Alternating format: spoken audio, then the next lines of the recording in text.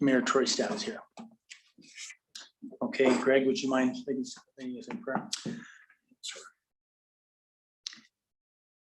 Our dear Father in heaven, we are grateful to bow our heads before thee and thank thee for our many blessings, the blessings of freedom and democracy and the many good men and women and children who live in our community and do so much to make it a wonderful place to live and grow. We thank thee for all those who serve and assist and help in the city.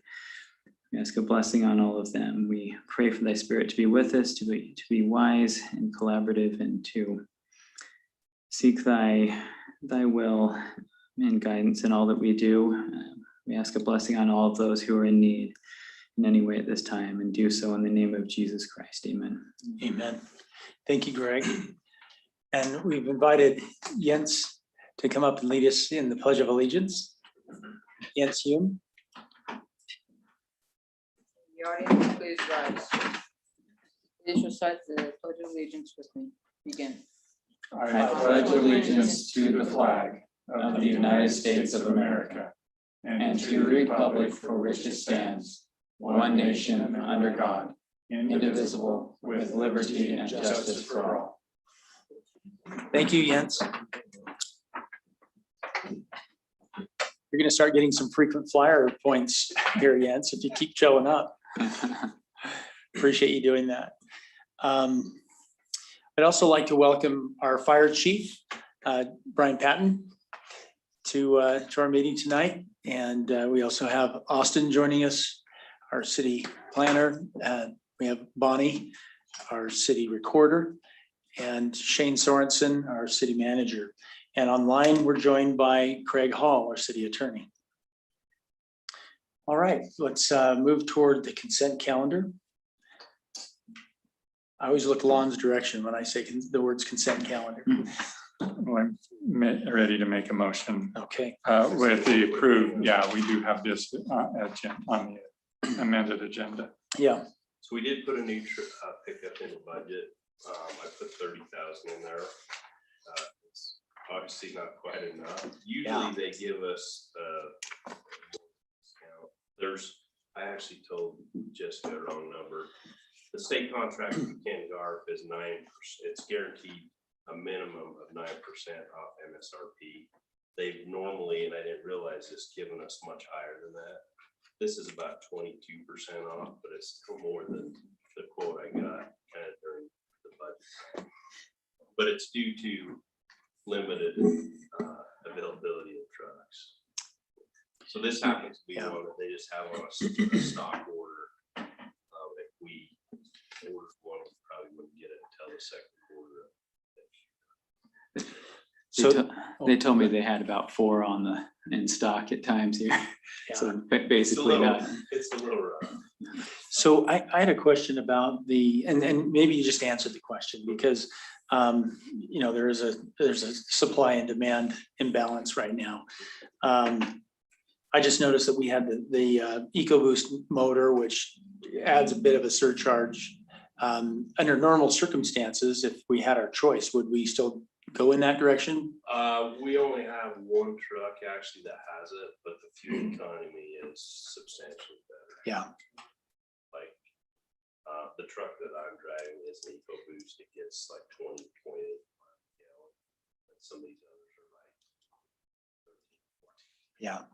So it's, you know, Long term it. yeah, and a lot of the trucks that they order on their fleet stuff, like for cities and some contractors, they have kind of a stock kind of a truck that they order, and this is one of those that is a very typical type truck for this year. So Okay.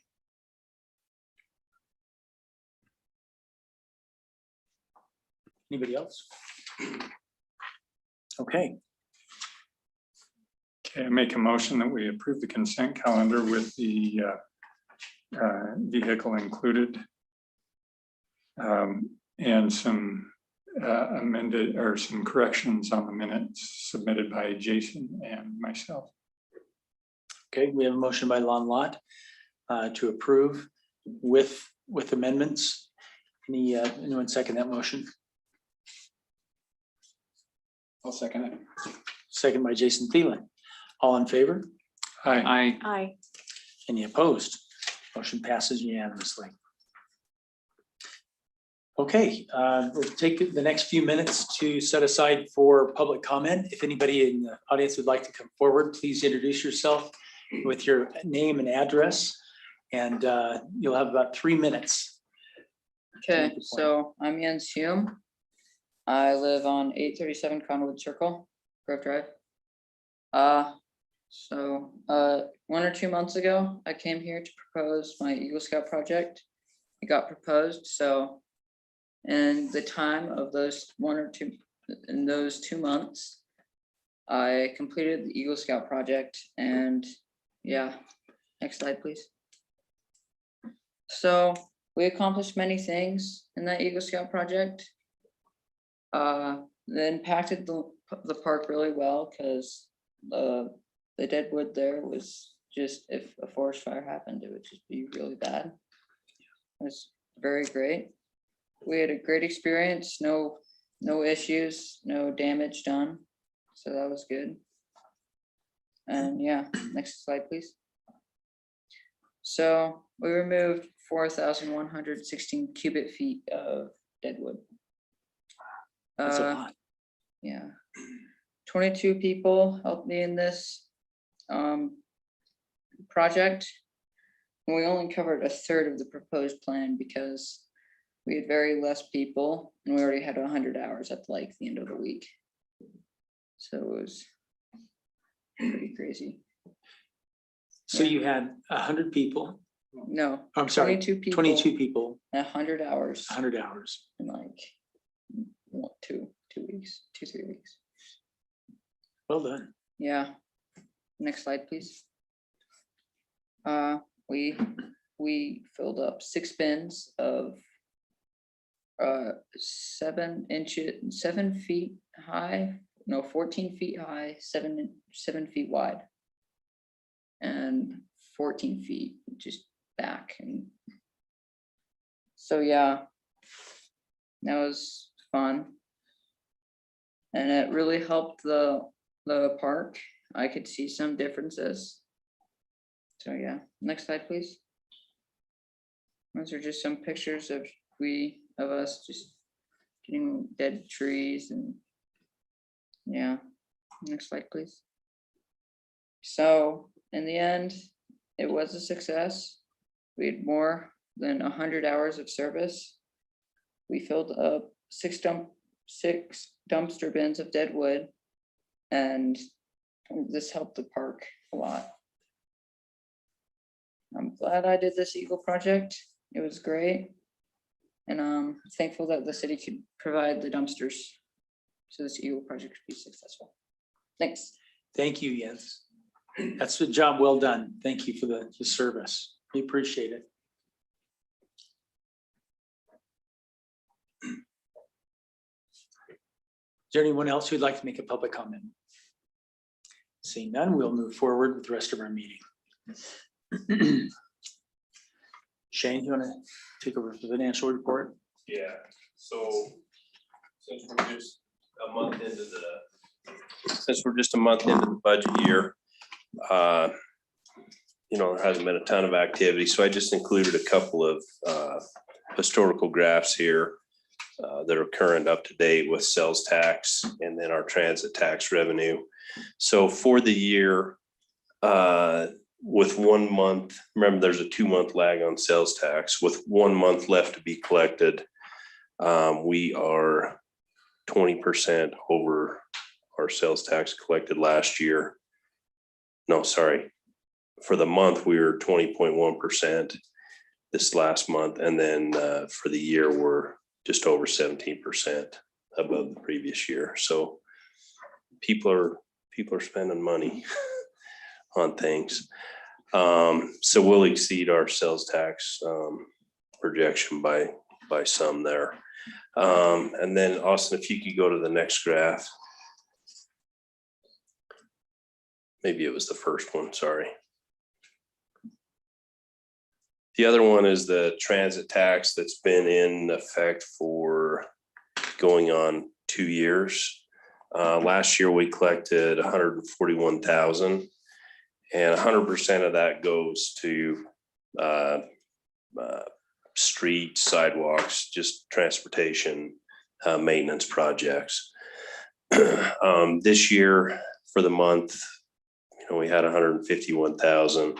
So we're up 20% over the same month last year, and we're up 19%, 19.2% for the year as compared to the same time last year. So that's giving us more roads. We actually, if you look at the budget, we have this year in this new fiscal year compared to the last one, we bumped our street maintenance dollar amount up. Last year was a little bit, we didn't have any history to know how much we'd give for sure. And so we were a little more tentative, but in the end, we ended up spending it because of some increased costs and things. But this will help us do more maintenance on our roads and continue to make things better. So where does the transit tax come from? it's a county option. I think they call it the 4th quarter cent sales tax. That was, I can't remember. It took a vote of the county commissioners, and I don't know the whole process of how that went in, but it was talked about for a long time, and they finally put that in. Last year was the first year for it. So it's through the county, then it's divided through each municipality. Yeah, it comes Okay. through the state, but the municipalities in Utah County get that. And I think there's some other counties that have enacted that as well. Okay. So, but it's earmarked for transportation projects. It can't be used for like parks or something like that. Okay.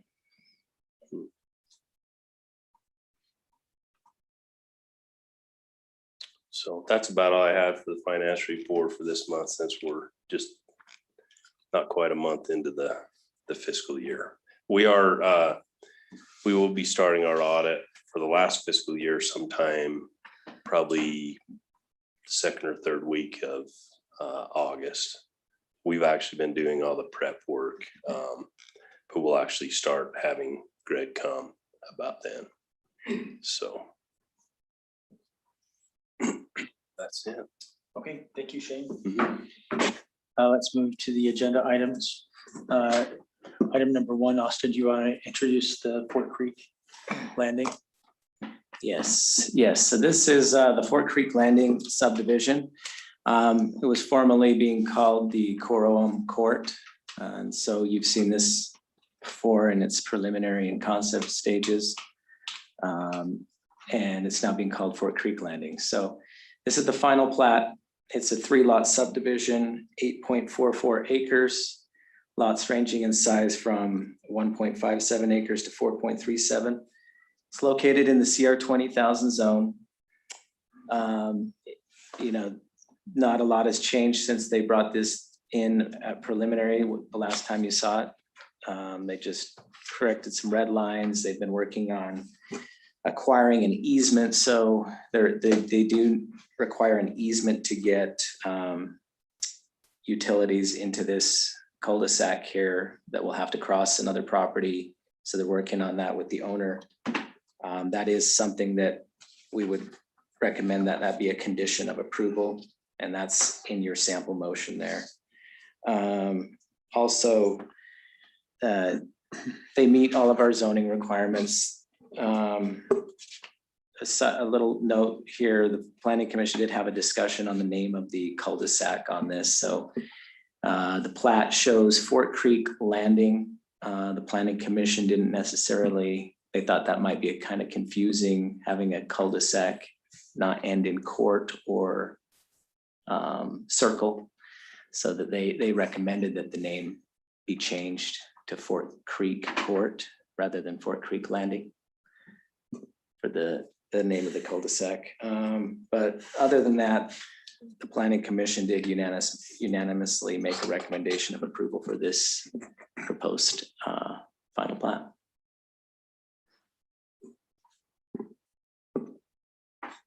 Thanks, Austin. As far as the name goes, anybody have strong feelings about that? Seems like it mixes it up a little bit. Yeah. That's kind of my sense too. There's a whole lot of courts and circles, and Yeah, especially here. we could use a landing here and there. Yeah. Okay. Other points of discussion? Just one, Mayor. The cul-de-sac itself, then it will be developed as part of the sidewalk and curb and gutter and everything. Yes, Just part of this. it will. What is the length of that cul-de-sac from where we would normally measure?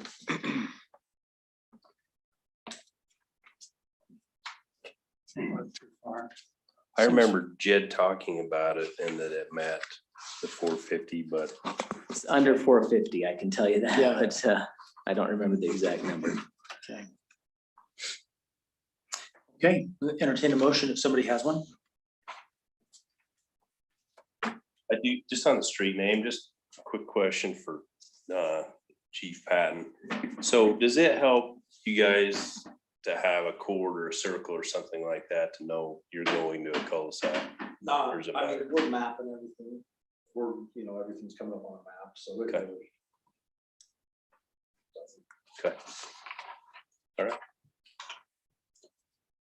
May I just have one question, Mayor? Yeah. When this goes in, obviously we do the four-way stop sign there. Is that four-way, This one isn't this that was, one. this one is that one? No. The next one will be the four-way. This one's an end. So then let me get back on this one. So just for the fire chief then. With your recommendation there, maybe I just missed it. Sorry, I'm keeping on. The fire's recommendation that lot 78 exceeds the distance allowed. Which one's lot 78? Okay, I'm gonna make sure I'm on the right one. We're talking about Yeah. final plat. So this one, that was Reed's letter. So this, he wrote this at that letter at concept. They've renamed the lots since then, so now they're 1, 2, and 3. Yeah. And it would, lot 78 would have been what is now lot 2. So it's the furthest lot back. He had some initial concerns on the concept plan with how far back the proposed home site would possibly be. And so I think that's what this letter was. If I remember right, they were talking about making sure there was a fire hydrant back at that end or something. That's So that- correct, yeah. So that they had in the initial discussion of it, where was it? So to that point, has our new Chief Patton, is he given us an evaluation from the fire chief on this particular subdivision? And has it changed from Lot Reed goes like this. Thompson's? That's the whole lot. That's awesome. I'll have to answer that. I'm just No, looking at the that would be plan. normal Would be procedure. this little dashed Yeah. thing, Austin, and those are easements. Sorry. sorry, we have a question from Jason Thielen regarding the chief's recommendation or evaluation of this cul-de-sac. Did we go through that as a standard process? Because this was started back when Reed was Yes, still yeah, here. this has been in process for some time. You can see this letter was dated October 2020. And so we did have to work that out. The developer went through and reworked their plans. And so at preliminary, the last set of plans that we saw, they had actually made those adjustments based on the feedback from the fire chief at the time, From Reed. from Reed. Okay. Reed's feedback, Has yes. Chief Patton had a chance to look it over? I don't believe so. I Okay. don't think we got a copy of this. Yet. So in this particular case, it just so happens that, maybe it's not gonna work for me here. You have to turn the annotation on, Austin, or did I hit the wrong? It should be on, the annotation should work, yeah. Just hit the color and. Oh, there we then, go. I'm erasing. When there's nothing to erase. Okay, there's actually gonna be a water line that goes like this to enable this area to meet fire flows. And so I think it will probably be dependent on where the house on lot 2 is located. if it's further than 250 feet away from the fire hydrant at the end of the cul-de-sac. In this case, they could put a fire hydrant in without going into the asphalt. And so if the house is located kind of towards the north end of that building envelope, maybe they would need one. If it's more on the southern end of that, they may be within the 250 feet because can you erase this? This section right here is 100 and, whoop, I'm not erasing it. That's like 153 feet. Okay. So I get the fire hydrant. The fire hydrant thing wasn't on Chief Thompson's memorandum, but it says that all portions of the building are to be within 150 feet of the access road. And if they're not, then one of these two exceptions have to be made. Sorry, I looked at that memo real quick and thought the 150 is talking about the fire hydrants. The bullet point, fire hydrant is required within 250 feet of all structures according to the. Yeah, I'm looking at bullet 1. Yeah. Right. So the second sub bullet of bullet 1 there. So when a site plan comes in, we review them every Monday morning. Like we look at our end of it, Chief looks at his end of it. If that house is clear back at the end, he may tell them you have to show a 20-foot wide access, clear back to that house. So that's where it gets down to the specifics. Does that make sense? No. So I guess this is kind of for the fire chief more than the city council. And that, is there a fire code that says all portions of the building are to be within 150 feet of access road? And if it's not, you have to do one or both of the following conditions. I don't think that's fire code. You don't think that is? You think that's just Chief Thompson? So if the access road coming off the cul-de-sac is fire truck rated, meaning it's 20 feet wide and it's engineered to carry an 80,000-pound truck, I don't necessarily need the hydrant up in next to the house, as long as it was deep in the cul-de-sac so that we can hook it and drive in the 150 feet. Then we're going to be within 150 feet of, that structure. We don't need to be within 150 feet of all portions of that. I mean, that's just kind of we like to be within 150 feet of them, but we can't always get that. I mean, we carry thousands of feet of hose for this, for this reason. But on something like that, I would say if we can nose into that 150 feet with a truck, we can put the hydrant in the cul-de-sac and we're good to fight fire. I'm fine with that, but I'm not a fire chief. I'm just going off of what I'm seeing. So that's just.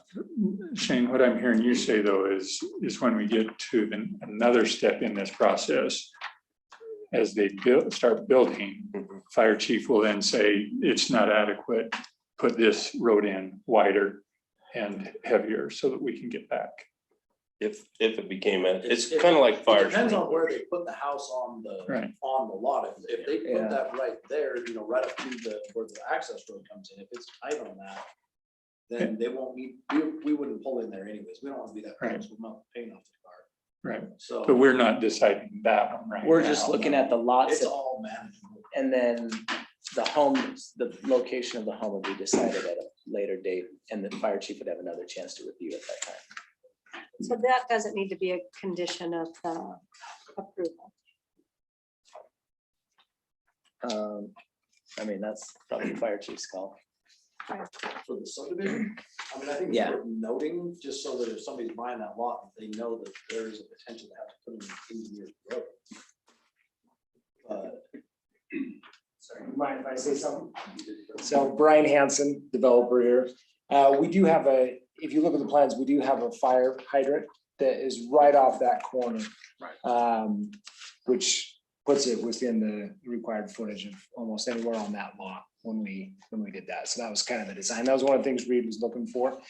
But yeah, it's one of two. It's either the main one is a wide enough driveway that's drivable. So when we come in for our site plan, so when we go to build the home, we'll come in for a site plan. With that site plan, we say, hey, here's what it is. Here's our design for our driveway. Here's where the house sits on the site plan.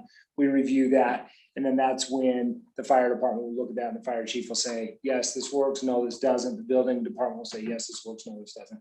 This is more for subdivision, but yeah, you can see right where that fire hydrant is. So at that point is where we then come in and we will make sure the site plan works according to the building. So I understand. So obviously there's three things here that the fire chief had, one of them being exactly what you said. So you stuck that there. Did you address the other ones or did you talk with the Yes. fire chief about the 150 foot from the road for any So part of we the structure? addressed all those issues. The 150 feet was based off, I can't even remember that actually being, I can't remember what we did with that one, Austin, what we addressed there. I think that was what we brought in this fire hydrant up into here, was to address Yeah, that 150 foot. So you can see it up on the screen, it's the purple line here, coming off that stub off right there, right before the home would start, so. Yeah, that was key in the placement of the fire hydrant. Correct. Maybe one more question. I'm still a little confused how that was left out, but more maybe for the developer, just so I understand, how does that, maybe it's more curiosity than anything else, but you have a retention pond? It's gonna be, is that going to be on this lot, old lot 78 or whatever the lot is now? It's gonna be on lot number 1 here. So the first lot in, retention pond's down at the very bottom of the lot there. Is that the narrow one that goes back? Yes. And so it's gonna be down at the front, but the driveway is also gonna be able to go around that retention pond? So the driveway for lot number 2 or for lot number 1? Yeah, I wish I could see, Austin, can you put up the subdivision with lot 1, 2, and 3 on it? Yes, let me grab that. Again, I'm sure it's all thought out. I was just trying to, in my Sure. mind. Yeah, no problem. Okay, so lot 1 is where it's gonna be there. Correct. At the very bottom of lot number 1, it's kind of really off the screen a bit.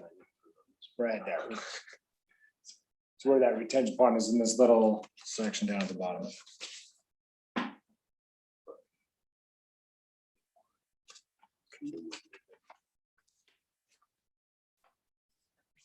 There's another page that shows. Yeah, it. if we go to this other page in the packet, you can see a better, see, here's there's a retention pond right there. Oops. And there's an access road you can see to that. It's a retention right there on the bottom of, that's the south side of lot 1. Southwest most corner.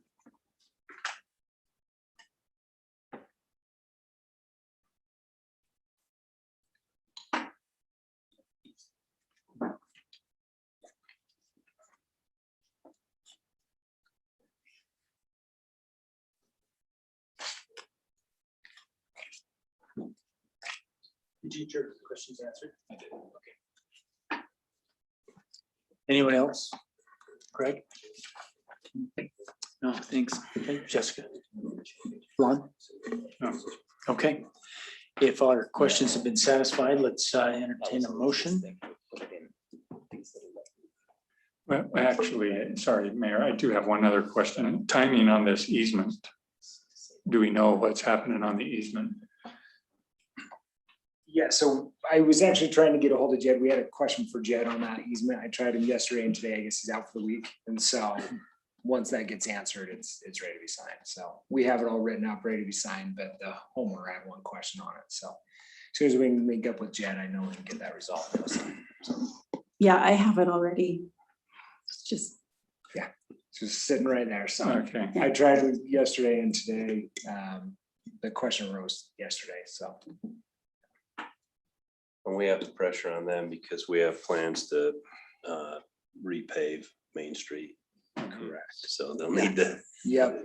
So, yeah, so, and he actually, the homeowner, some of the condition with the homeowners, we're putting in his sewer line for him. okay. And he's same thing, he needs it done in August, so. So the city and him both need that, so the pressure's on to get it done, Okay. so. Thank you. So personally, I'm still a little confused about what we expect from the fire chief. But would there be something we would put in the motion? That would, because it sounds like the fire chief has to, as mentioned, if he would sign off on something, whether that be the road, the size of the road, the distance from the road. in it. That's the part I'm not quite understanding. Well, so Shane, in the past, I know we've had the chief's input, but is there a specific document that he provides that says that it meets the requirements? Well, as I read this, this is all fire code stuff that can be taken care of at the building permit stage. I mean, worst case, if this is accurate, and I'm kind of somewhat versed in the fire code, but not like others, but you know, the property owner may have to build a road that's 20 feet wide to meet certain standards. If their house is pushed too far out, they may not have to either, so. But I don't think you need anything in the motion, just unless you want to put something that the lots, you know, when homes are built, meet the fire code. You could do something like that. Because there's a lot of other things in the fire code that aren't necessarily mentioned in this memo that they still have to meet. And you're saying to pull a building permit, they'll have to come through that process anyway. So that's when you'll see a site plan and know exactly where Exactly. the house will sit.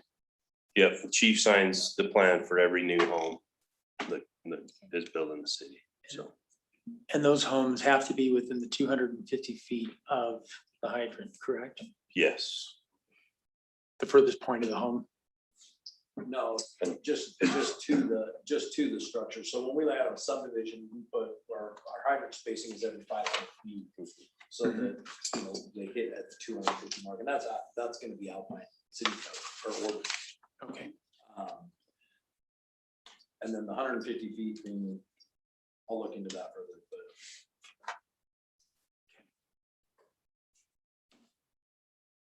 Jason, if you want to make a motion and include any language there, you can. I'm gonna go off, if that's the way, if that's our plan, if that's the way that our process is, I should just go with them. We can do something different. Okay, I'll make a motion Thank you. that we approve the Fort Creek Landing final plat and plans with the following conditions: that the developer meet the water policy. The developer provides a construction cost estimate. The developer provides roadway preservation funds. Developer provides signed off-site utility easement documents. That the developer, that the cul-de-sac name be changed to Fort Creek Court. And that all lots meet fire code. Okay, we have a second to that motion. A second. Okay. Discussion on the motion. My point of view, I guess, is that the name doesn't mean that much as far as whether we change it or not. I think it's a matter of preference. Yeah, I have the same view on that, to give a little latitude on the naming, but I don't know, is there other basis to require a quarter circle name for a cul-de-sac? We don't have any ordinances that address that, do we? Not that specific, no, but you said court, didn't you? He said to change it to Fort Creek. from That was land. in the sample motion based on the recommendation from planning commission. Okay, Yeah, and I may have misheard. I thought somebody said that it was gonna be Fort Creek Landing or something like that, the That- actual street. I think that's what it was going to be. Yeah, that's what's Got it. shown Planning on Commission the wants to plat. change I it. thought I heard that. Yeah, Okay, And that's what they I originally think wanted landing to is do. fine. gotcha. So, But Austin, from a planning perspective, is there any best practice there that we're deviating from? I mean, honestly, there's streets have so many different names that I don't think it makes a huge difference, to be honest. And during planning commission, you were looking up, or Jed was looking up the names of others. And this was Yeah. a little bit set apart from some of the others that sounded close to landing. Yeah, I mean, some of the concern was we had a Fort Creek circle, I I think, think it's Fort Circle. or Fort Circle. It's Fort Circle, and then we had a Fort Creek something. But we didn't have a Fort Creek landing, and so that seemed like it was unique. which would, I think my biggest concern would be its safety. And the fire chief has already kind of addressed that, saying that they use a mapping system, so it's not an issue. That would be my main concern with the naming convention. Yeah, but in the inverse concern is that, we create some confusion potentially with having 3 names that are similar in the city, Fort Circle and so on. Well, the biggest part of the discussion as I listened to it on planning commission was, why doesn't it just stay the same as Whitby Woodlands Drive? Yeah, Because that's what the rest of it is. And that's Yeah. what they was discussing. I'm trying to remember, Mr. Hanson, what you had made. Maybe you could make a comment on the name thing. Yeah, so the plan was just kind of, they didn't like the whole Whitby Woodlands. I mean, we still have struggled to even say it. If you listen to the minutes in the planning commission, it was hard to even pronounce the name, but just, it's a lot of Whitby Woodlands, cul-de-sac court. We just didn't really know how that would work out. They wanted to be a little unique. The subdivision is actually 3 friends that, we're building all 3 homes in there. And so they want something unique for their own little area that they're gonna live. So they thought Fort Creek Landing was a little bit more unique, a little easier to say, easy to spell. So it was one of those, they just were not wanting the no offense to the Whitby's, the Whitby Woodlands something. So, yeah, that was kind of the plan for that, so. Okay. Well, it makes sense to set it apart a little bit. I mean, if you run into too many similarities, people do get kind of lost, and you think you know where something is, but you're thinking of the other street. Yeah, we did have a lengthy discussion on Box Elder, so I don't know if you're familiar with up there, but you have like Box Elder Drive and Box Elder Way and Box Elder this and Box Elder, and it gets really confusing. Yep. And packages get delivered to wrong places, and so the idea was, if it's Fort Creek Landing, well, there's only one Fort Creek Landing, and so there's no confusion. but is there just one Whitby Woodlands Drive? As far as I know, I don't know of another Whitby Woodlands. That's right. Okay, Are there other places in the city where we change the name kind of towards the end or midway? It's Like when it was one thing and then we changed it to another. Yeah, Yeah, the best Midway. example I can think of, and this one I think was necessary, so Alpine Boulevard, the North Stake Center and all that area. The master plan had Alpine Boulevard continuing around to Main Street, but then we started getting north and south addresses in Yeah. 2 different east and west. It's gonna be very confusing, and so it got changed to Heritage Hills Drive from North Main to Grove Drive. So, but there's a couple of confusing things in Box Elder too that I think the direction we're going is good with it. In this case, the other one, The direction being keeping Landing or going to Port? There's always Whitby Landing. If they want to Yeah. not be Whitby So oh, that Woodlands. part of it. I don't- They I don't have get that. printed off the final Mylar that would go to the county to be recorded, and I think Bonnie actually has it right here. So if we don't want to make them go reprint that, Fort Creek Landing would probably be the way to go. yeah, I mean, I'd prefer either Whitby Woodlands Drive, if not Fort Creek Landing versus Court, but yeah. does that make you want to change your motion at all? I'm good recommending that if you want. I know that planning commission spent a lot of time on that, Yeah. and they settled on court, and I can't remember exactly why, but the landing's okay to me. So do you want to amend your motion then for that, or do you want to let it ride? How do you feel, Jason? What do you? I don't think it's a big deal. And if the 3 homeowners in there want it, when I tried to do my one subdivision, they asked me what I should name it, and I just picked a random thing, and it worked. But this is obviously a street. If they want to do Landing, I think it's not a big deal. I'll amend it to Landing. Okay. Okay, so it's been amended to landing. Any other discussion on the motion? I'll take a vote. All in favor? Aye. Aye. Aye. Any opposed? Motion passes unanimously. Good to go. All right, move along to the next item. Final plat for Alpine Layton subdivision. Austin? Okay, Alpine Layton subdivision. So this is 5 lots. It's on 9.7 acres. This is actually the final phase of the Whitby Woodlands subdivision or development. So it would have been, you know, if they decided to continue that naming convention, would be Whitby Woodlands Plat J, I believe. So they've decided to rename this to Alpine Layton subdivision Plat A. The former Whitby Woodlands, it should be noted, so that was had preliminary approval back about 13 years ago.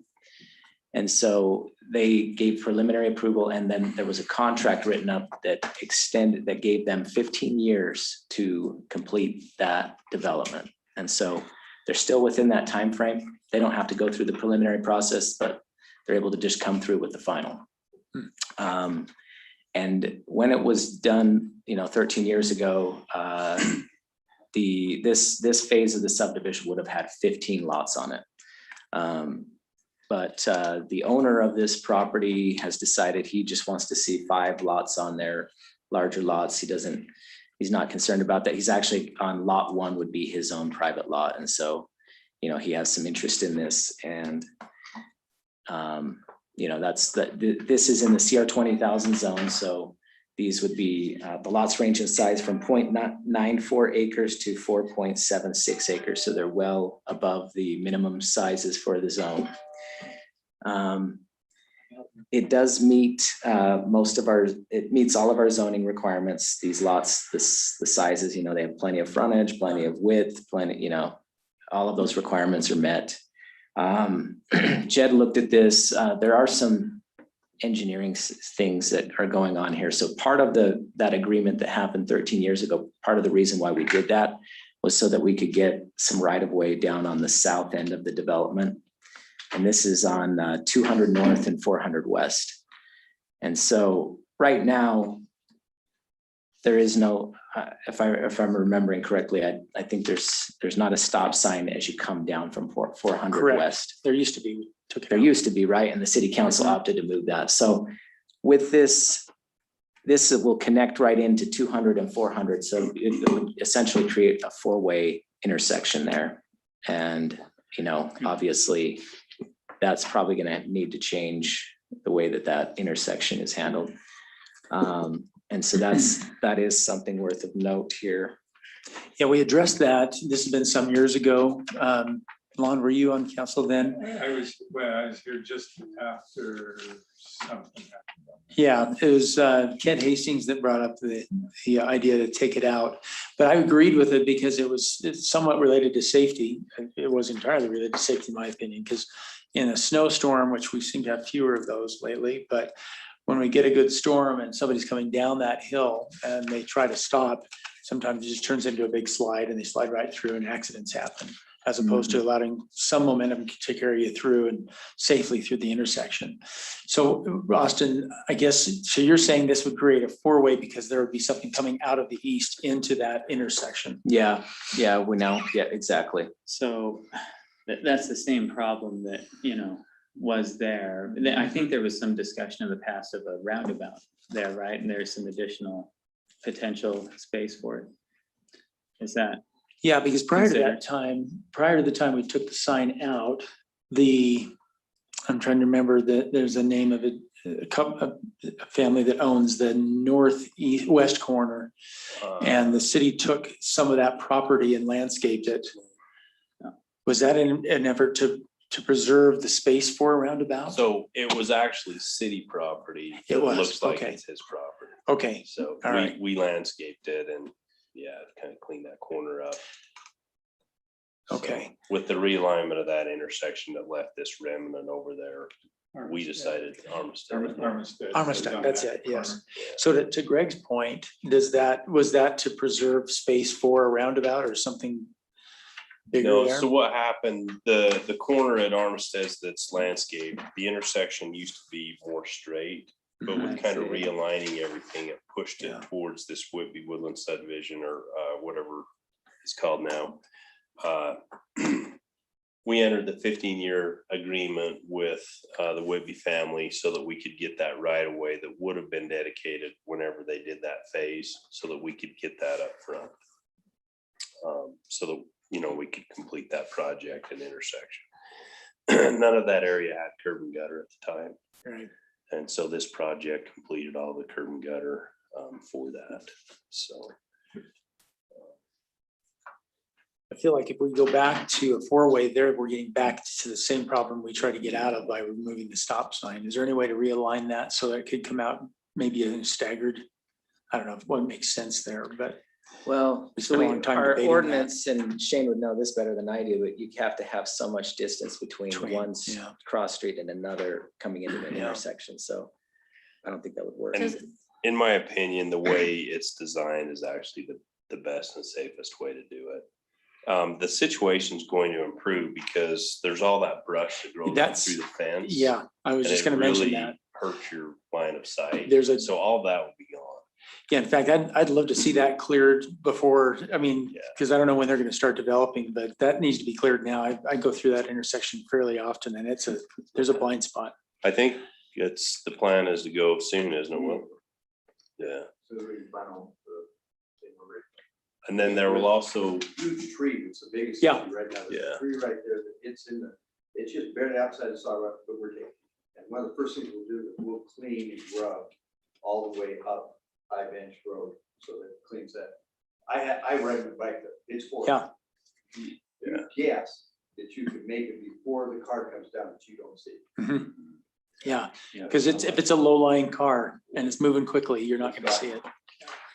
and then there will also be continuous sidewalk Just right on that the corner. east side going up 400 west. So there's gonna have to be some cut there, and so it will open that up even more than just removing of the brush.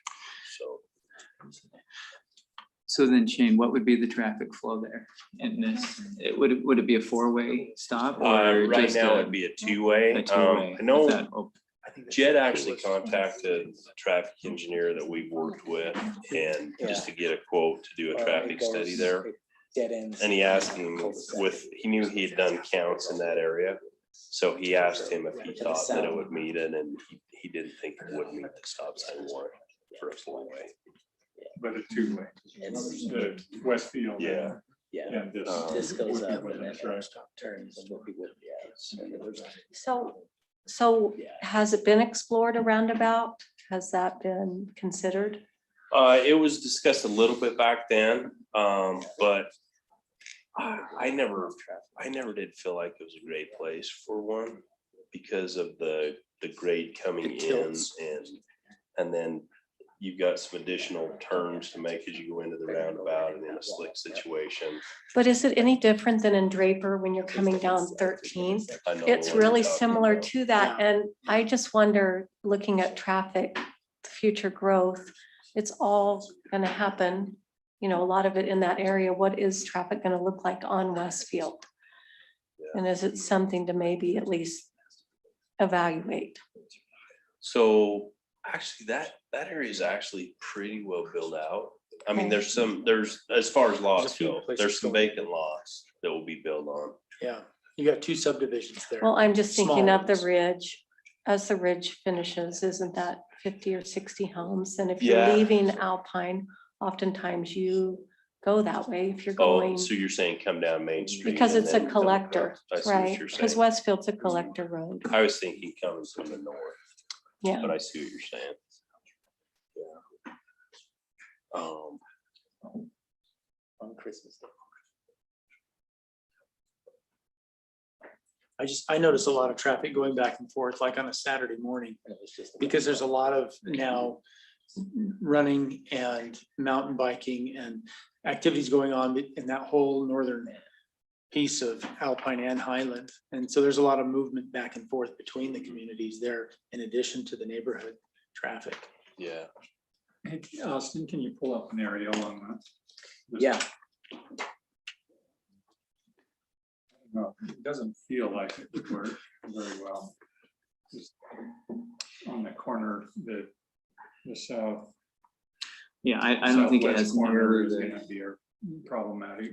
it doesn't seem to have a lot of traffic now unless that picks up, but going up and down Fourth is not a whole lot, but it is a lot of blind fast traffic Yeah, that we have. yeah, there's the tree that Will's talking about. Did you say you're taking that tree out, Will? Problem. I want it out myself, because if they don't, I'm taking it. Please come forward. Yeah. Yeah, Rudolph, 257 International Way. All this discussion is because of a road going in that's coming, I think Austin called it from the east, that we don't have right now. You can see the stub out right there. Yeah, that's kind of And northeast. that's gonna Yeah. have 5 houses on it, with the main Well, homeowner being on lot 1. It's actually a through street, so it connects into the rest of Whitby Woodlands Drive. Where's the to the through north. street? So it'll connect, Well, it will, you're saying in the future? yeah, in the future, Well, it's why gonna don't connect you into not all do that? this. Why don't you just make the people who are living there come out of Whitby Woodlands and come down Main Street? Ignore the new road you want to put in. They don't There's- need access to 400 west and 200. And if they do, they just come around the center. There's already a street in there developed currently. And it's stubbed. It's not on this It's area. stubbed. It's just not in It's this stubbed that area way. right now. So there's people on that street Yeah. now, cars on that street now? Yeah, they stuck the road to. Yeah, we have, all we're doing is finishing the end of the road. Can't see it on this area. Yeah. but there is a road. It comes, yeah, it comes in I was there with you. already. I wanted it to be a close out. Okay. It's actually a master plan street on a street master It's a plan. big road. So. Yeah, so.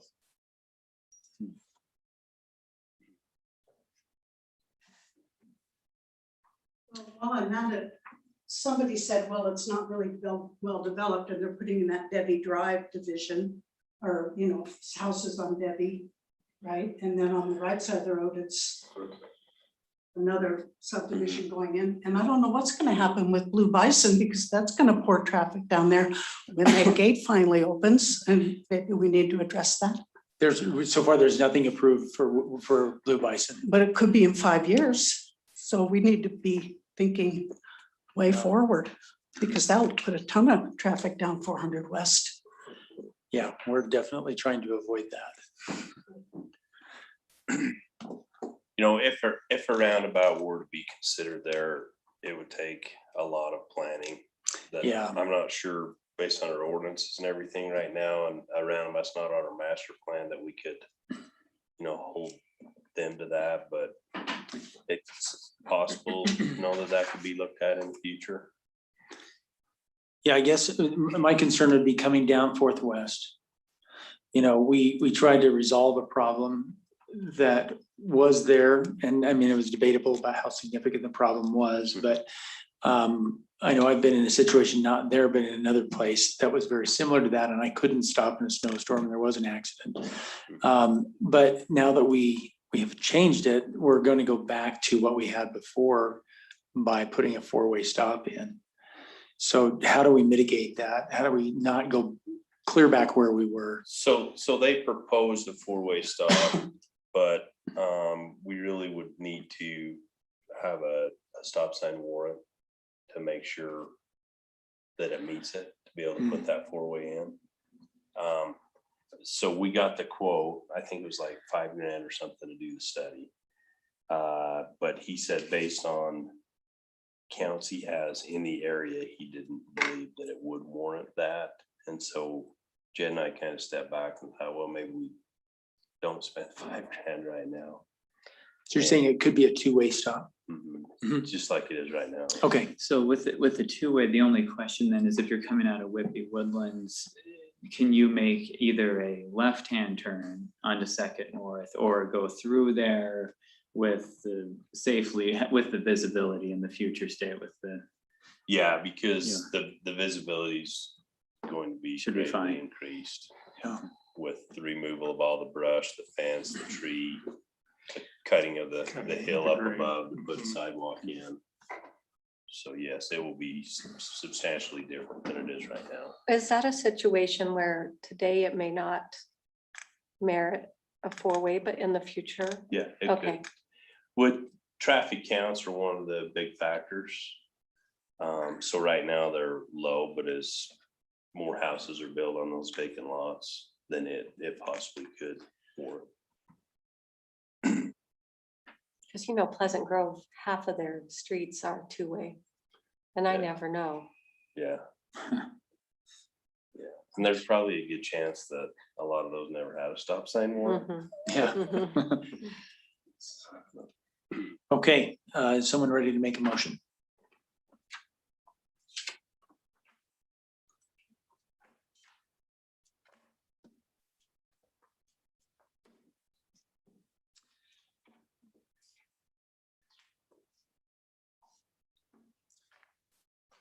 Were there any other considerations or issues at all? The other thing, I mean, to point out here, so part of the sample motion is an exception be granted for grading beyond the 50-foot that's clear right. zone. So that, if you look at your screen here, that's talking about this area up in here. You kind of see that shaded area there.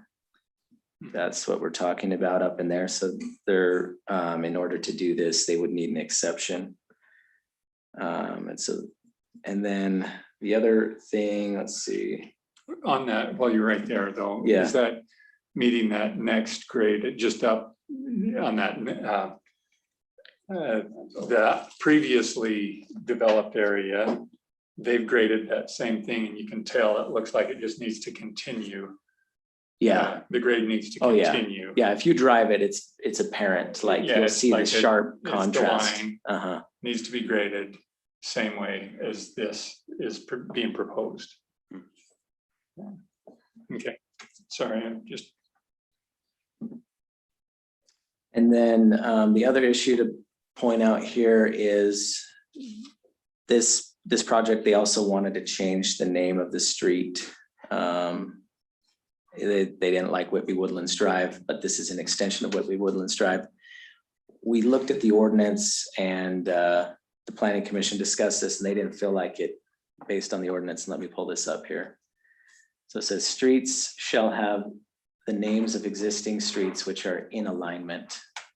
And so, looking at that clause there, we ran that by Craig Hall, our city attorney, and we just felt like based on that language in our ordinance that it has to remain Whitby Woodlands Drive. And so you'll see that in the sample motion here, the planning commission did have a discussion on that and they didn't feel like a name change was warranted. That makes sense. How is that different from the last development though? So it's different in that other one is a cul-de-sac or it's a branch off of a main street, whereas this is a through street, and that's the primary difference. I'll give you a really bad example of this one. Pioneer Drive north of the cemetery has Pioneer Drive, Pioneer Road, and 600 North addresses, and there's only like 10 houses. Yeah, So it's we very- don't want another Pioneer Drive. We would like to just go to the neighbors and see if we can just drop the Whitby and just call it Woodlands. Yeah, I was thinking the opposite, but that's drop one of them. That would sound nice. Yeah. But we have to get 100% to do that. But if we can, we'll go, after this is all done, we'll go back and try and see if we can do that. Yeah. Then there's a process, you have to go to the county, they got to approve it and stuff, but we thought it'd be worth that. It may have even made it so the other one didn't have to have the other name too. We can come to an understanding with that, so. just Woodlands. And there's no other woodlands in Alpine, right? So it would have its own. It's a clear name. Yeah. Yeah. We verified that it's clear, so. And on the grading and the exception, do we require resodding or replanting or I don't It'll know? be reseeded. That's on lot one, the owner's block. So So the, right now, it needs it now, but we can't do it now because it's almost a 1-to-1 slope. And if we grade this, we'll go to 3-to-1 and then we can actually put something on it. I have another question about reseeding to Will later in the meeting. I don't know what it is. Does that need to be in the motion as far as reseeding or is that just something? Put it in, we're fine. Yeah, Because I think you should put it in. they put it in our bond, so It's part of our standards too, so. but we're happy to have it in there because we're planning. I mean, we've already talked about what kind of seed it would be. We're gonna try and see if we can find something out sagebrush. Those two passes, and all of a sudden we'll have to say probably at that.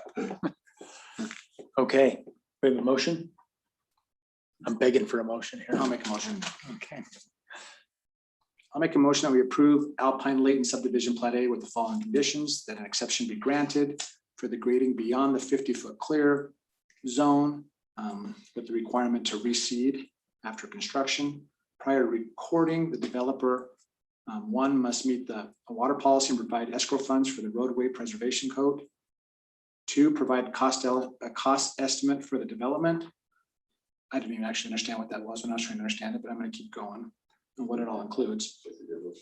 Address the red lines on the plat and plans and keep the street name Whitby Woodlands Drive For now. for now. I'll second. Okay, so we have a motion by Jason Thielen to approve, seconded by Greg Gordon. Any questions on the motion or further discussion? All in favor? Aye. Aye. Any opposed? Motion passes unanimously. Thank you. We're gonna move on to item C. Excuse me, consolidation fee schedule. We had a discussion, Lon and I, with Shane earlier this week regarding our water usage and fees. And so Shane, you're gonna detail some of those bullet Yeah. points. So in this particular case, the council approved the contract extension with Ace Disposal. And then that contract has a provision for an annual increase based on an index. So that was approved at the same time. Now, we went, kind of studied our rates, the other costs we have associated with handling garbage services. And came back with some proposed increases. We're proposing to increase garbage cans, both the first and second can, 20 cents a can per month. And then for recycling, it's actually 65 cents for the first and 90 cents for the second. So that both recycle cans would be the same cost. There's the increase is quite a bit more there, but we weren't covering our costs for recycling. So we made the adjustment to cover that. And so the way I kind of looked at this is the garbage kind of almost acts like a base rate, because everybody has regular garbage that I know of. And then there's still some incentive in there for people to recycle, but we're still covering our costs. What percentage of the city is in recycling now? It's, let's see. So first garbage, people with one garbage can, at least one, 2,632. Yeah, and there's 1,480 that have at least one recycle can. Okay, So about it's over 50%. 60%, yeah. Yeah. And just for information, there's 1,731 currently that have a second garbage can and 160 that have a second recycle can. So this would also provide enough revenue to cover some of these programs that we talked about, like our spring cleanup program. That cost us about, I think it's about $2,200, just over $2,200. So there were pretty high level of participation in that, wasn't there? Yeah, I thought I had totaled the tonnage here, but I don't have it. But there was quite a bit, and I think people liked it. Yeah. So Shane, would that cover like a fall one as well? Yes. Yeah, but didn't we have a dump pass before that we covered, and We now used- we're not covering that? Yeah, we used Yeah. to supplement. But there's a little bit in there to cover that too, but we've got to decide for sure if we're gonna have, say we have, it's more money. It's $22 versus $7 for a pickup load. And so we've got to decide, are we gonna limit it to the first 250 or how we're gonna handle that? Because it could get fairly costly. Or You know, just increase our 2 time, more dumpsters at the 2 times. Yeah, so Looking at the last couple of years that we had that program, we would have given out about 205 passes. So at $22, that's $4,500. Yeah, it's interesting to see that. So, Is but that- that's 205 of 2,600 residents. So if all 2,600 came in and got one, Yeah. you do the math So, there. yeah, so that's what I'm saying, just in lieu of passes now, we bring in dumpsters Mhm. and say, here, come and dump in dumpsters. I think it'll be beneficial to do it that way versus Yeah. a pass thing. But having it in just one place is not as available to everyone, right? I mean, Right. we just had it in Burgess, right, this one time. Yeah. Wonder if- Yeah.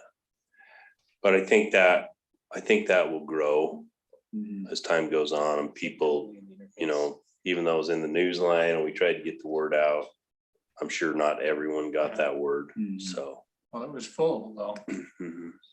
It was full. That's because I locked my dumpster at the office. Yeah, I know, you do need to lock your garbage can, for Yeah. sure. Okay,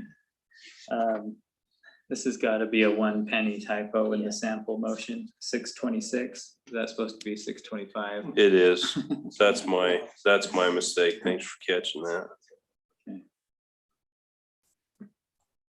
any other information we want to talk Oh, about on that? The other thing that I added in this consolidated fee schedule update was just the fees that were passed in the last ordinance for water violations, so that they would be in here as well. So those are the two areas of change. And one other question. So what's the expectation? How often do we need to reassess, reset garbage rates? We look at it every year, and if it looks like we can get by another year, we do. So like, we didn't have an increase last year. The year before, I'd have to look on the history on that. So typically every couple of years. Yeah, I have a spreadsheet that I update as we do the budget every year to see if, because like this year is a big question mark because with green waste, a lot of it going in garbage cans, we wondered how much our tonnage would go up. And it hasn't impacted us like I thought it would. There's been some months that were higher in the previous year than they were this year. So we'll have another full year's worth of data by our next budget. And then we can reassess. So. Can I ask a question on the water management plan violation stuff? Uh-huh. How does that play into like private open space? For example, you have Stonehenge, they have a big private area, very green grass. I've been up to Three Falls. They've got sprinklers going during the day. Do open space in situations like that, do they have to live by any rules associated with this? And how does that play? Yeah, by the ordinance, it's all looked at the same. So they would have to follow the same rules. So. One open space during the day. But we do have to do it 2 times a week. That's it. We were on 3, now we go. So I'm 3 now and 1, 2. So, but again, the violation happens if you water outside of 7 a.m. to 7 p.m., correct? On your 2 days. Unless, 7 p.m. to 7 a.m. Take what I said, switch it. You're exactly. unless there's been some situations where for different reasons, there's kind of a list of, hey, these are allowed to water outside of those times, like Lakeview Drive, their pressure's bad on a good day. And so they're allowed to water during the day. There's some other, new landscape for a couple of weeks. Some people that drag a hose and don't have a sprinkler system, or there's some different things like that. Let me ask you this, and we didn't talk about it. Reporting of violations. How are those violations found? Meaning, are they reported by neighbors? Are they reported by people walking around? Or does our water person, I mean, we can see when they're doing it, right? So are violations going to go out based on the data gathered on when people are watering? This year, all the violations that we've logged, we've taken pictures of them. But we do get people, like there's a guy that runs all the time and he sends us, I got 2 emails 2 days. I think some of you got copied on it. And so we'll tell these guys, go out and check at this time. He had a picture, but we want our own picture. So we'll send, they'll just kind of make around and just try to make everything work. So. Could you do it based off of the data of when people are Just the electronic meter. electronic? We could, yeah. Yeah, we've talked about, we want compliance, not punishment. Just like, that's how our code enforcement really works. I mean, this year it's pretty tough, but Yeah, the problem is when you're non-compliant for such a period of time, then punishment comes into play. yeah, but that's why we have the first step as a warning. So if it's a repeat offender, then they probably need something that hurts a little more, like getting their system locked up and having to pay a fee. But we have looked at kind of some reports, and there's a lot of watering going on when it shouldn't. And so we've looked at some reports for that. It's not as easy as you think, just clicking a button to generate that report. But we've talked about trying to get to a point where we could send kind of an email to, people that are watering outside their time to say, we've noticed that you are watering outside of when you should. And in some cases, it could be a leak or something. And we can usually tell that on the graph, but we found some really strange things just looking at data. So. I've noticed some of these during the day are probably their clock is set AM instead of PM. And they haven't noticed that it's out of sync because you'll see some that are watering at 3 PM, but it was probably should have been watering at 3 AM, and their clock is I personally have modified a lot of clocks or talked to people on phones. A lot of those controllers right now, they're that way. So let me ask you this, based on property size, we allow a certain amount of irrigation, pressurized irrigation to go through without charging extra, is that right? Quarter acres, half acres, 1 acres. You're allotted, yeah. You're allotted a certain amount, right? So based on how everything works right now, someone should be able to water during a 12-hour period, 2 days a week. So if you're on a quarter acre lot, if that person chose to flood their property, they could water for 12 hours twice a week. They shouldn't do that. It's the time that the time that should be necessary to take care of your quarter acre during that 12-hour period, not necessarily that you water for 12 hours. And that's where the property size thing comes in.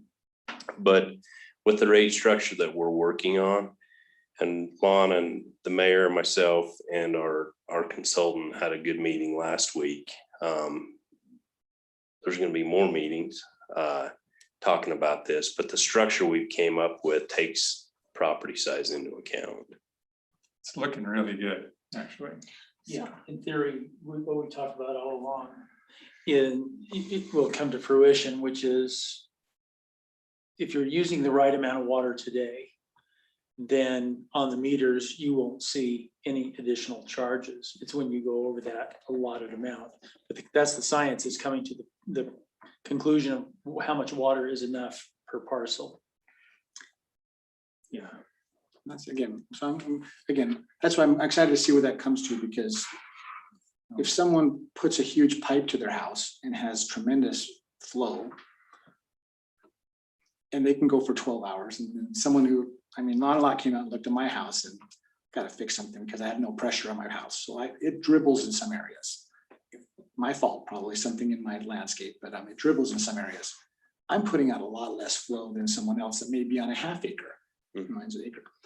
But the penalty doesn't care, so I'm trying to think what's fair. That coupled with the fact that in the current thing, if you've got a great yard with your backyard that's nicely fenced, you can water your front yard and your backyard will stay hidden for the whole time. If someone doesn't have that type of a lot, it just feels like it should be throughput. And that's what it should be based on exclusively. And this model is that way. It's really looking good. But without meters, there's no way you can do what we're talking about. Right. There's no control. But we have meters now. We do now, Right. but I think Lon and the mayor can see how complicated the model is that has been put together. It's taken some time. Jason, to your point, it is extremely complicated as you start talking size of pipes and different things like that. But the meter is the thing that will tell us And again, exactly how it. you explain that to me clear as day. But the point still, the throughput. Let me ask one more thing. If someone wants to drill their own well on their property and have water rights, could they do that and then use that water to irrigate? Yeah, we don't have anything in our city that says you can't drill a well. There's been a few people that have talked about it. If you really do the math, it doesn't make a whole lot of sense. He's looking at me because I had 10 acre feet of well rights, and after I did the dollar, it didn't play out. And there's been some others too, but if it costs you 50 grand to drill a well, and then you've got to maintain the pump and everything forever, so you've got the O&M costs of that. And if you figure what you're paying for water, it probably doesn't pencil out. Now, our rates, That's what I tried. But you can do it. Except Where- maybe some people. Where we become concerned is from a cross connection standpoint. And so we know there's a few people in town that have wells that have been there from back before the city was as developed as it is now. And so if they ever want to connect to city water, we're very careful and looking at everything to make sure that their water can't come to ours. For example, at Fort Canyon, a lot of those wells, they've had trouble with them this year. It's probably because they're very shallow and they're just pulling water out of Fort Creek. So it's, potential for contamination is higher than if you're pulling water from 400 or 500 feet underground, So what's the average size lot in Alpine? Probably with all the 1 acres, I'll bet it's 3/4 averaged, when you think, Will. So would the base rate be based on at least watering a 3/4? The way it's set up, it's specific to every lot. Okay. So, yeah, we wouldn't, it's not set up, if you're between 15,000 square feet and 20,000, you'd pay this. It takes the area from the GIS system from the county, dumps it in. So if you're 20,001 square foot, that's how yours is based, and your water allocation would be based off that. If you're 45,000, or if you're an acre and a half, it would be based off of that. So. Okay, so it's not like every lot over 3/4 is gonna pay a premium to be. So a half acre lot versus a 1 acre lot, the 1 acre lot would be allocated more. So there's a certain percentage, and we've kind of looked at, did a little study to determine this. It's like 67% landscaping or something like that. I can't remember. the exact word. Irrigatable acreage. Okay, that's a new word that I've learned. Irrigable. Irrigable. Acreage. so it's pretty high It is- tech. it It's is pretty high very tech, it sounds like, Mhm, and Yeah. specific Yeah. to. It is. But is there any provision for like home agriculture? Yes, if that you're- irrigable acreage is this. When you say Counts with home that. agriculture, Well, if you're growing food. Growing a garden, how do you- Yeah. it is really. usage based. Well, and I've actually had that question Usage based. with our current situation without those allocations being set. We have 2 days to water a week, and some gardens don't do so well with just the two days. So people have asked me the question, I don't know the answer. Are we making allowances for people to water their flowers and their gardens, their food producing gardens Yeah. on off days? Yeah, and those are the details that we haven't gotten down to, you know, if you have flowers in a pot 2 days a week's not gonna do it. Nope. Yeah. But the drip systems are very effective and use water really wisely, so it's, I think, more the turf that's choosing Yeah, the but water. to Jason's point earlier, if I turn on my zone 4, which is my flowers, even if they're on a drip or conservative irrigation, that's gonna show up on the meter. Mhm. That can get me flagged. Yeah. And on that flagging, how does that work? So if you get a warning, does someone come and stick something on your door? Mhm. Okay, They and if do. you get your $50 and it gets locked, does someone stick something on your door, or do you know about it because you can't spray your lamp? Yeah, they would be So notified. every time it's been locked, there'll always be something on your door saying, Is it, do we call them? I don't know how many fines, like, I've told them, if somebody violates, go back around, you know, the same time on a different day or whatever, and make sure they've kind of made the changes. I don't think we've levied a fine yet, I feel like we should be. so, but they're trying. It's just a matter of catching. Like, it's tough on code enforcement to just go off someone else's, hey, I saw this, you know, and then go give them a ticket, because it's like saying, hey, I saw my neighbor speeding. They can't really cite him for that. But we do, all of the reports that come in are funneled to our code enforcement. We hired a second one, like a seasonal person, to help this last week. So he's going out at some times that Tommy isn't here. And so we're trying to, you know, spread out throughout the city. Have we seen a drop in usage though? Yeah, I mean, there's a lot of people that are in compliance, but there's some that just, for whatever reason, there's still some that say they've never even heard what the restrictions are. And maybe legitimately so. And but, it could be, You'd have to be ignoring an awful lot of information to not know. yeah. So, I'm sorry, I'm not too sympathetic to those people. well, I'm not saying you'd be sympathetic. I'm just saying it might be the truth. but it's, you know, 27 or Completely 800, uninformed. 27 or 800 homes, and you've had one person, plus there's all the other code enforcement issues going on throughout the city. And so this second one, the focus is on water. But he's also been told, if you see something else, to get that information to our other guy. So we're trying to. Well, it's just my opinion, and I'll say this as a matter of public record, and I'll probably get in trouble for it with some people, but I think we should be issuing some citations. And there are plenty of violators who are repeated enough, like every day. And it's not that we won't. I've told them we need to write some citations. It's just they haven't got them.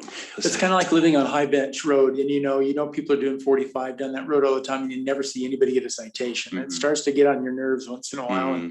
And so I think there are enough people in our community who are writing to me or calling me who are concerned about our water supply and saying, hey, I'm doing it. Why aren't they being forced to do it? Yeah. And you see the lawns that are, I mean, there's one on High Bench that couldn't be any greener. It just couldn't be. There's mushrooms and all sorts of stuff. Yeah, and I'm wondering, okay, why are we not, it's just, it feels unfair if you are somebody who is sacrificing your yard and obeying the requests. And that's one of the reasons we started looking at the ability to kind of get data from our reports and stuff, so that we could cover more ground.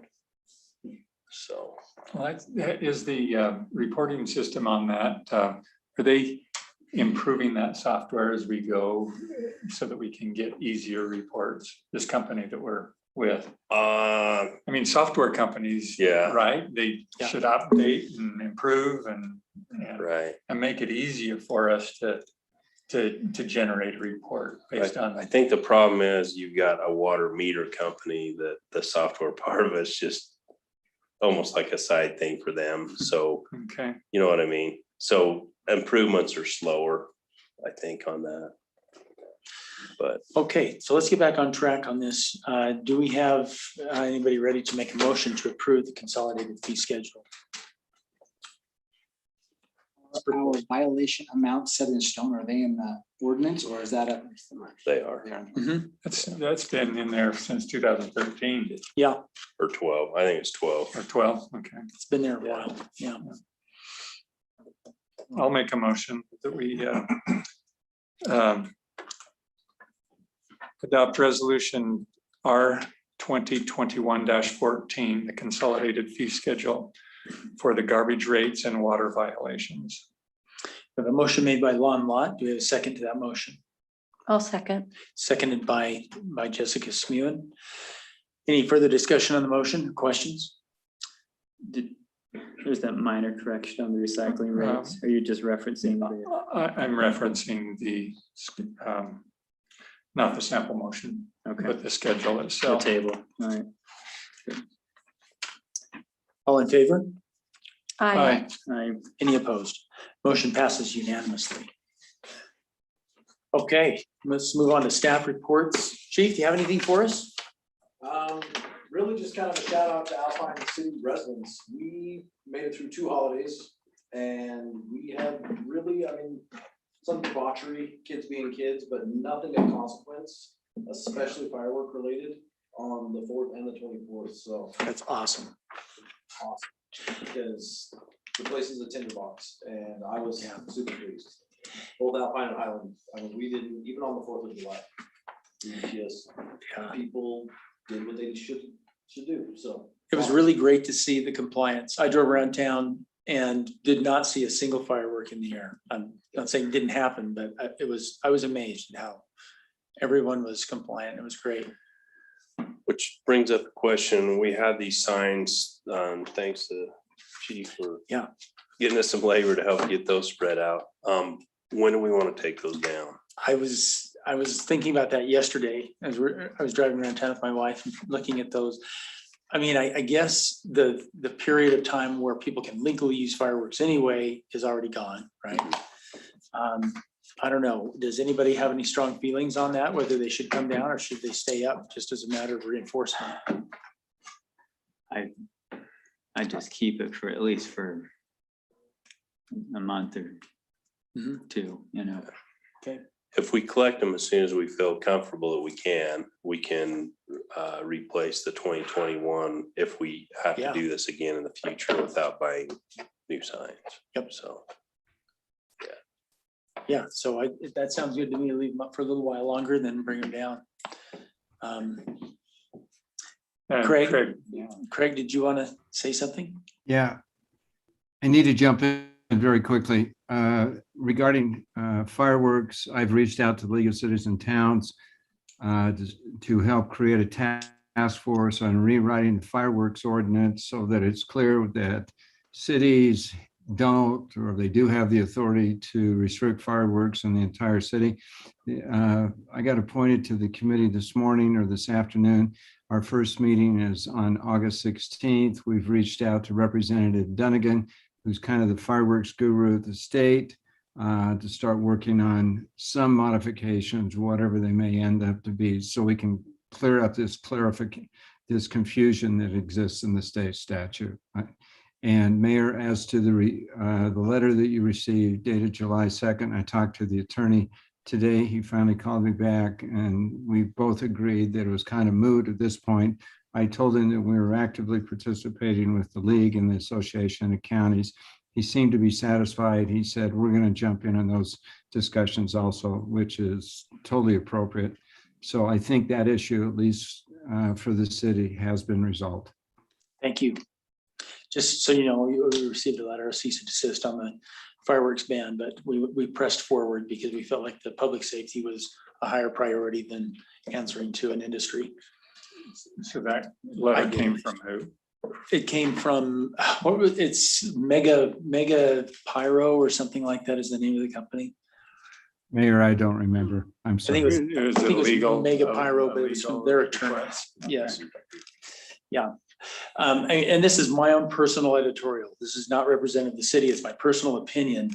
But I'm angered when I find out that the legislature has been influenced by a lobby that potentially puts our community at risk in favor of making a profit on the part of that industry. And, you know, it's to me, it's a violation of the autonomy that the city should enjoy to make its own rules and to self-preserve. So that's my own editorial. Again, that's my opinion. Okay, anything else, Craig? Paxton and Landon filed the response to the request for review of the decision from the hearing officer. He did that yesterday. We had conversations on Monday and Tuesday regarding the brief, and we're comfortable with what they submitted, and we'll see what happens from here. The judge did sign our motion, the order regarding our motion to strike some of the language that they put in the brief because it was outside of the record. We were happy with that. And based on that, that's all. Shane knows that I'm going to drop off right now so that I can go visit with a grandson that is getting set apart for his LDS mission. So I must leave. So I apologize. Thank you, Craig. Appreciate you joining us. Thanks. Bye. Chief, were you finished? I didn't want to take away your time. Okay. All right, good. Thanks. Austin, do you have anything? Just a couple things. I just follow up on the Peterson Park. I don't know if any of you want to go out there. I know Greg went and looked at it. He wrote a nice email about it. He took a quick look at it. If any of you would like to go out there, maybe we could go out, a couple of us, and so it doesn't have to be an official meeting or field trip or whatever, part of one of our meetings, and maybe we could go look at it and get some ideas, and I can write those down and then we can talk about it another date or something. So just an idea Good. with regards on that. I also got a visit from Suzanne again today Oh, to get a follow-up to see if you guys had been out there. And I've I been did out tell her there. that most of you guys had been out there and that Greg took pictures and that there would be more discussion. Okay. yeah. So anyways, I'll be happy to go out there if anybody wants to go out there and we can look at it together.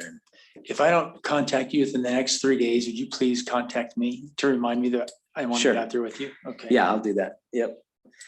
Okay, and then the other thing I had is the Pfeiffer Horn land swap thing. I know that we've kind of tabled that. That's probably coming back on the 24th of August, our next city council meeting.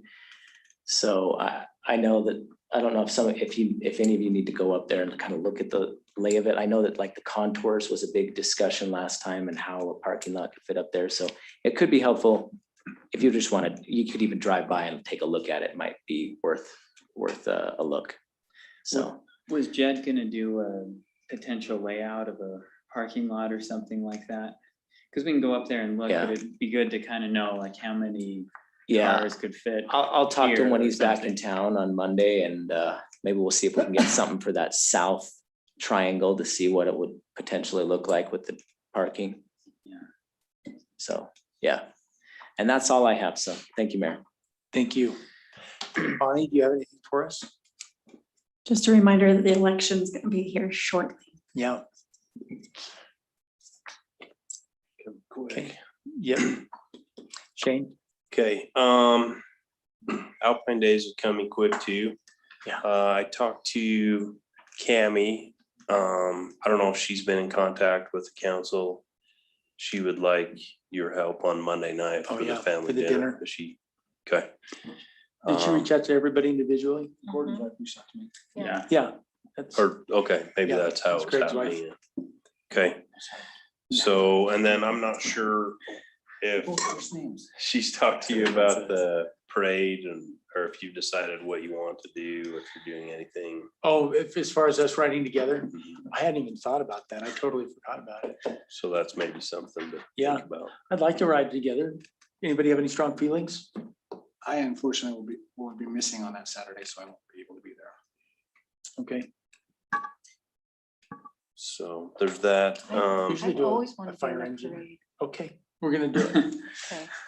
In the past, we've read on the Chief- fire yeah, engine. Chief, will you be able to let us ride on the fire truck this time, or? Absolutely. Can I have a hose? I need a hose. if I'm gonna be on the fire truck. Is that the direction we want to Save go, water. Mayor? Yeah, I think it's probably a good, yeah. Little noisy, but it's a good ride. Put some buckets up there and you guys can get those smoke. There you go. Yeah. I like that.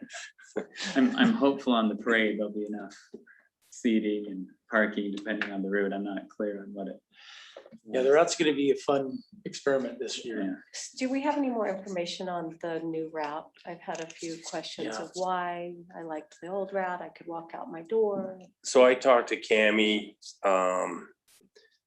There's a few things. There's a lot of conflicts with trying to get vendors into the park with the parade route before. That's something I hadn't even thought about, not being involved with that part of it. But I guess it was an issue. You know, they'd have to get in there way early, and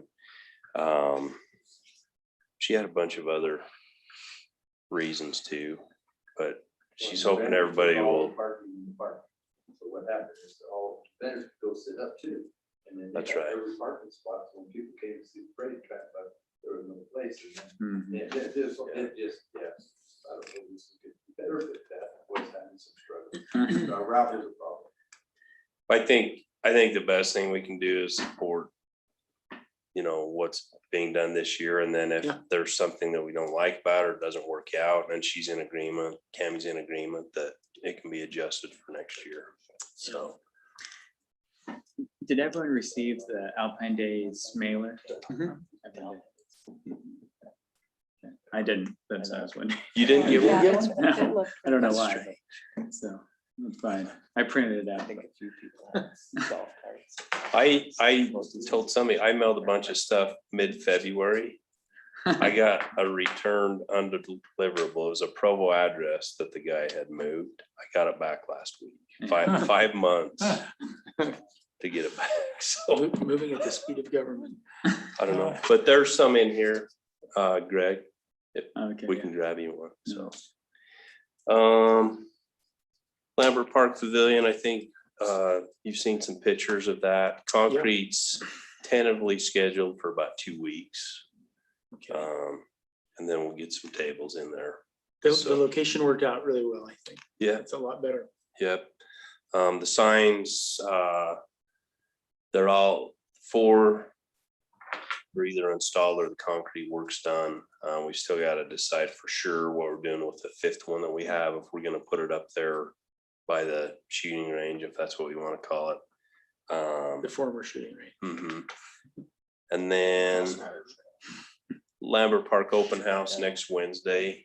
So we're sending a postcard out to everybody in our zip code that they should get.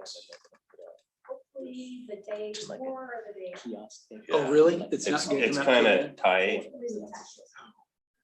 so, We're hoping to get it to the post office on the record. It's gonna be this. but we didn't get it until Monday. Yeah, Monday I got it. so. Okay. Anyways, we're trying to get that word out. And that's all I really have. Okay. The kiosks look really good, like they look really cool. You're kind of out there and you see a little, Look even kind of better when we metal. get the maps, the signs. Yeah, they but look like it has they a look purpose. really great. Yeah, I think it's gonna be a nice addition. All right, Lon, do you have anything that you'd Yeah, like to? Alpine Days, the Bowery prep work for that. Can we start earlier on that, the gopher holes? Yeah, so I talked to some companies this year and they're like, you're pretty much asking us to do something that's impossible. Yeah, but I mean, still just getting it graded out. Yeah. It's just Have you been up there? not just recently, not. So they actually mowed it, Chief sent somebody up with a fire truck to make sure. I think it was last Thursday. Last Thursday, okay. Wednesday or Yeah, Thursday. I have not been up there since. And the grass showed that it's a drought. There wasn't as much as normal. Yeah, But it's it pretty did get sparse low. up there. Okay, So are we taking any extra precautions up there with parking in such dry conditions? I mean, I know mowing does a lot of it, but it just seems like there should be something around in case something happens, a water truck or. We don't have a water truck, but we could coordinate with chief to have some. Wonder if we have, yeah, just a brush truck near the Bowery where we're parking. I had a fire extinguisher one year that I had to put a little one out. Grass is all along. I actually had the thought, and we can do a test run of maybe having them take their water tender up there or something and spray water out there in the morning. Get it nice. So we're not It's not so having mud dusty. by evening, but Yeah. it's at least maybe a little bit of moisture still there. Yeah. No, And it'll kick down the dust because it's gonna be. right. So Okay, we'll that work on that. was just it on the rodeo prep stuff. I don't know if the rodeo, if Smith's been working with you on anything on Maybe that. get a crop duster to come down and dump some water on us. Cody, He's talked to me on Okay. a couple things, yeah. okay.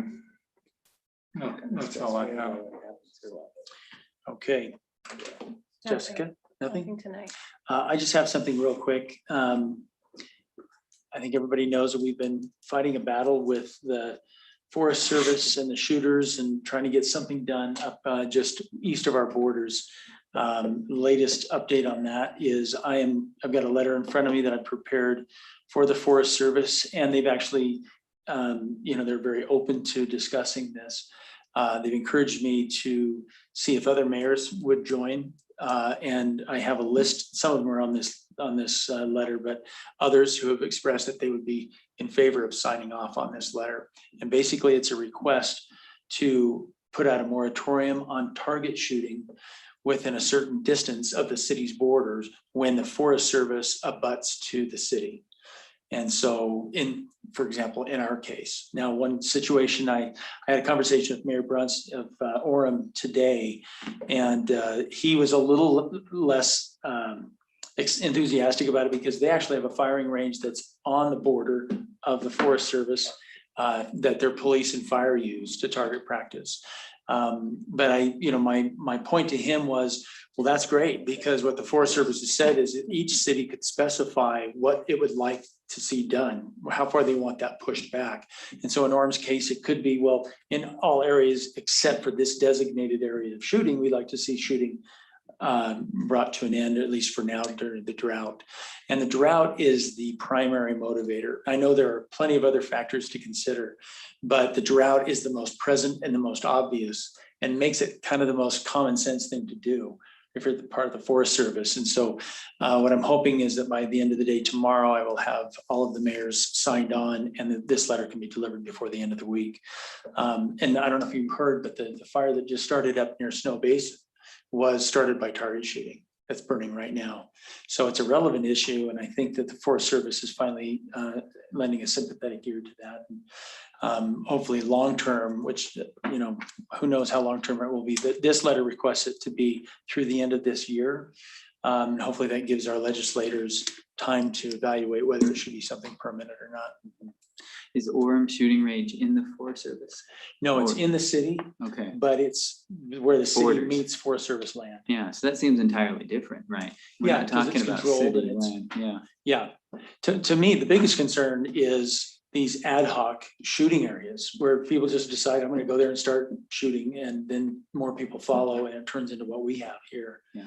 And where we have no jurisdiction. Yeah, and I think there were at least 40 target shooting cause fires in Utah last year, Yeah, it was a lot of them. You're Yeah. right. and some were big, yeah. Yeah. So this is a letter that will hopefully reach the Forest Service before the end of the week, and hopefully we'll see some action. That's all I have. Yeah, and so we've got, I've had probably at least 50 people over the last couple of days express their excitement and appreciation to the city for the glass recycling bin. It went in Friday afternoon, so Good. I sent something to Bonnie to include in the news line, but yeah, so the people that use it, they're thrilled about it, so. That's great. Thank you for your help there, Greg. Matt, Jason? Just one thing, again, I don't remember if it's been discussed, but I'm sure it has, but, last time we had Shelley Snar here talking, she lived on Box Elder. Smith. Yeah. Was it Smith? Yeah. Okay, so, anyway, she was talking, in the issue of safety on that road came up. And, here I'm thinking it's a secondary access safety issue, but have we discussed, designating funds for us to fix the road from the Zolman property up to just past the, I guess, the culvert or the bridge that goes into Box Elder?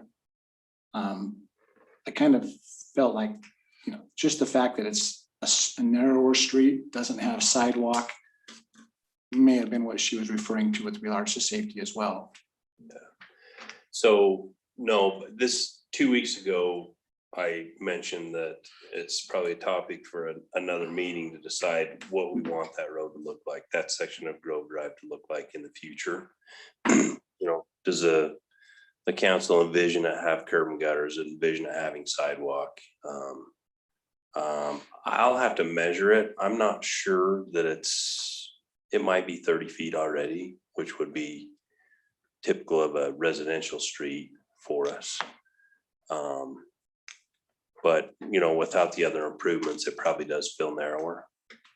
It does feel narrow where it crosses that, I guess there's a culvert, and just before you turn onto Box Elder or go north up toward Pine Grove. Yeah. And that little spot is a little tricky, and I can see where there's at least a perceived safety issue there. Yeah. And it's, that's kind of a strange intersection right there. Yeah, it really is. So I would like to address that area, because it is difficult to have a horse trailer coming down from the canyon and negotiating that turn while you're trying to turn right on Box Elder. Right there, it is just narrow, and so if we needed to get it in the budget or something to make it a priority, make that a priority, at least the bridge area and the road. I don't know that I'm as concerned about the road itself along there, curb and gutter, but something with even some guardrail or whatever over that bridge area. Because there's not even a guardrail there. I mean, Right. Is there? It No, doesn't there's feel like not. there's. I have some pictures. I went out there here. I drove it today. A couple weeks ago to look at it. And where's the it's- stop sign too? I always feel when I'm navigating Yeah. that, who's got the right of way? Yeah. What's, there's actually a Supposed to be- yield sign for Okay. traffic coming out of Out Box of Box Elder, Elder. but it is just a yield sign. okay. And if you want us to look at, well, maybe we don't spend the money on a warrant until we decide how the Yeah, intersection it looks like area it needs is to be gonna look. re-engineered. I have an idea in my head right now of how Seems it like it could could be angle a done. little bit.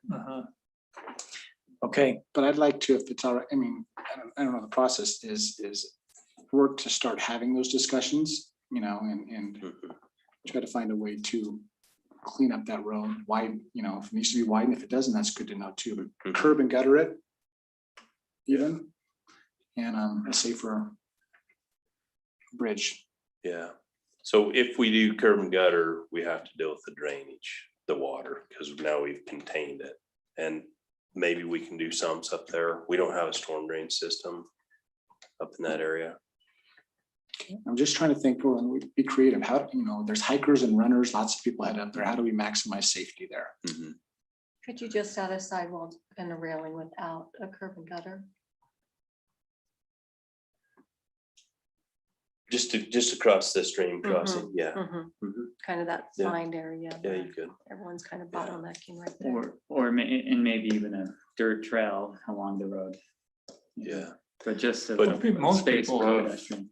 who have some frontage there have something over to the road. Yeah. I mean, But there's some issues up there as you come out of Box Elder, cross Dry Creek, and then you head down Grove Drive. So on the right, the county did the overlay up there. It's like a drop off that much right off the pavement.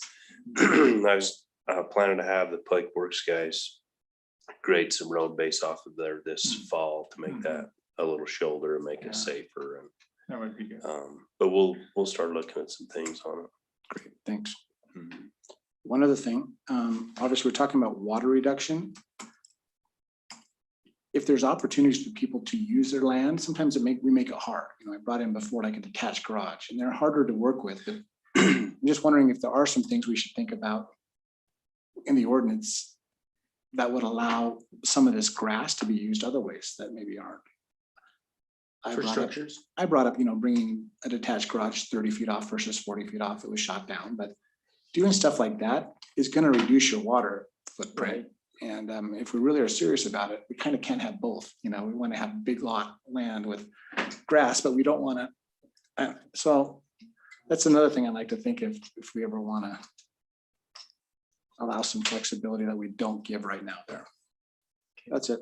All right. I went to Phoenix to visit my sister, and she has like half an acre of astroturf. Looks like that's, and actually it was really nice and it felt good on my feet. All right, I think that brings our meeting to a conclusion. I'll entertain a motion to adjourn. Make a motion, we adjourn. I'll second. Motion seconded, all in favor? Aye. Aye. Motion passes, we are adjourned. What's going on the screen right now? I've done Looks this. like Jason is Raise. convulsing. Moved into a dance line. Got the whole black light thing going. It's kind of disrespectful. Not Yeah, intended to. and there we go.